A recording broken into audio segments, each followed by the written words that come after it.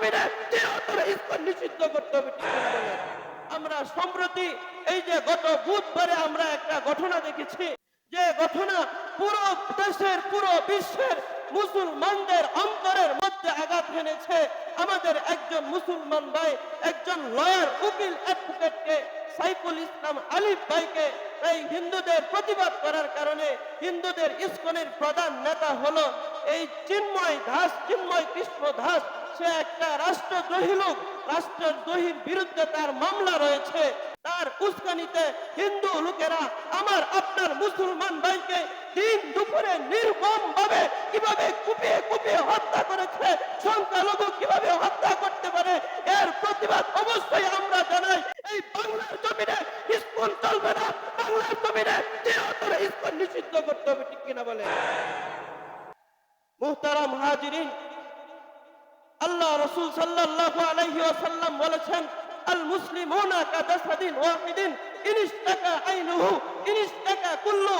প্রত্যেক মুসলমান হলো একটা দেহের মতো। একটা দেহের মধ্যে চোখের মধ্যে যদি একটা ব্যথা হয়, পুরো শরীরে যেমন ব্যথা অনুভব হয়, ঠিক তদ্রূপ ভাবে আমরা সকল মুসলমান একটা দেহের মতো। আমাদের একজন মুসলমানকে অন্যায় ভাবে হত্যা করবে, এর দায় আমরা কখনো মেনে নেব না। অবশ্যই বাংলার জমিনে জনসম্মুখে এদেরকে শাস্তির আওতায় আনতে হবে, ঠিক কিনা? মুহতারাম হাজিরিন, আমরা প্রত্যেক মুসলমান যে একটা দেহের মতো, আমরা বারবার প্রমাণ করেছি। যখন আমাদের উপরে ফিলিস্তিনি মুসলমানদের ভাই বোনদের উপরে আক্রমণ করেছিল, আমরা রাস্তায় নামিয়েছি, আমরা প্রতিবাদ করেছি। এমনকি শুধু তাই নয়, আল্লাহর রাসূলের উপর যখন অবমাননা হয়, আমরা রাস্তায় নেমেছি, আমরা প্রতিবাদ করেছি। কোরআনের উপরে যখন অবমাননা হয়, আমরা রাস্তায় নেমেছি, আমরা প্রতিবাদ করেছি। ঠিক তদ্রূপভাবে আমার ভাইকে একটা হিন্দুরা সংখ্যালঘু হওয়া সত্ত্বেও কিভাবে মুসলমানের গায়ে হাত তুলে, কিভাবে মুসলমানদেরকে, তোমার বাচ্চাদেরকে হরে কৃষ্ণ হরে রাম বলায়, এটা কখনো আমরা মেনে নেব না, কখনো আমরা মেনে নেব না, কখনো আমরা মেনে নেব না, ঠিক কিনা বলে? মুহতারাম হাজিরিন, এই জন্য আজকে জুমার নামাজের পরে নালিতাবাড়িতে আমরা অনলাইনে দেখেছি, সারা দেশে বিভিন্ন ভাবে বিক্ষোভ হচ্ছে। ইসকন এই উগ্রবাদী হিন্দু সংগঠনকে বাংলার জমিন থেকে উৎখাত করতে হবে। এই উগ্রবাদী সংগঠন বিশ্বের বিভিন্ন দেশ থেকে তাদেরকে উৎখাত করা হয়েছে। মালয়েশিয়া থেকে উৎখাত করা হয়েছে, চীন থেকে উৎখাত করা হয়েছে, রাশিয়া থেকে উৎখাত করা হয়েছে, সৌদি আরব থেকে উৎখাত করা হয়েছে।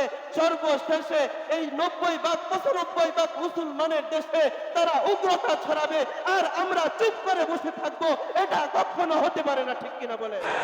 এই দেশ শাহজালালের দেশ, এই দেশ শাহপরানের দেশ, এই দেশ শাহ মাকদুমের দেশ, এই দেশ শাহ আহমদ শফীর দেশ, এই দেশ আল্লামা সাঈদীর দেশ, এই দেশ হক্কানি উলামায়ে কেরামের দেশ। এই দেশে কখনো ইসলামের বিরুদ্ধে, কোরআনের বিরুদ্ধে অন্যায়ভাবে মানুষকে হত্যা করবে, এটা কখনো মুসলমান মেনে নিতে পারে না, পারে না, পারে না, পারে না, ঠিক কিনা বলে? মুহতারাম হাজিরিন, পরিশেষে আপনাদেরকে বলতে চাই, আমাদের ইমানি দায়িত্ব হলো, আমরা যদি সোচ্চার না হই, আমরা যদি সতর্ক না হই, এই ন্যূনতম সংখ্যালঘু এরা আমাদের উপরে দিন দিন আরো চেপে বসবে। অতীতে আমরা দেখেছি আমাদের শিক্ষা ব্যবস্থার মধ্যে কিভাবে হিন্দুত্ববাদ ঢুকিয়ে দিয়েছে। বিদায় হজের একটা ভাষণ ছিল, এই ভাষণটা পর্যন্ত তারা আমাদের শিক্ষা সিলেবাস থেকে উঠিয়ে দিয়েছে। বিভিন্ন ভাবে এরা চক্রান্ত করে আসছে। সরকারি যতগুলো কর্মরত আছে, যতগুলো কর্মসংস্থা আছে, প্রত্যেক কর্মসংস্থার মধ্যে বড় বড় হেড অফিসার তারা হিন্দুকে বসিয়ে রেখেছে। এর তারা উদ্দেশ্য হলো মুসলমানদেরকে কিভাবে ধ্বংস করা যায়, মুসলমানদের ইমানকে কিভাবে ধ্বংস করা যায়, এদেরকে কিভাবে এই দেশ থেকে বিতাড়িত করে পুরো দেশকে ভারত বানানো যায়, এই হলো তাদের পায়তারা, এই হলো চিন্তা। আমরা রক্ত দিয়ে দেব, আমরা সর্বসাকুল্য বিসর্জন দিয়ে দেব, এরপরও আমাদের দেশকে মুসলমানের দেশ হিসেবে থাকবে। আমাদের দেশকে আমরা কখনো ইন্ডিয়া হতে দেব না, ঠিক কিনা বলে?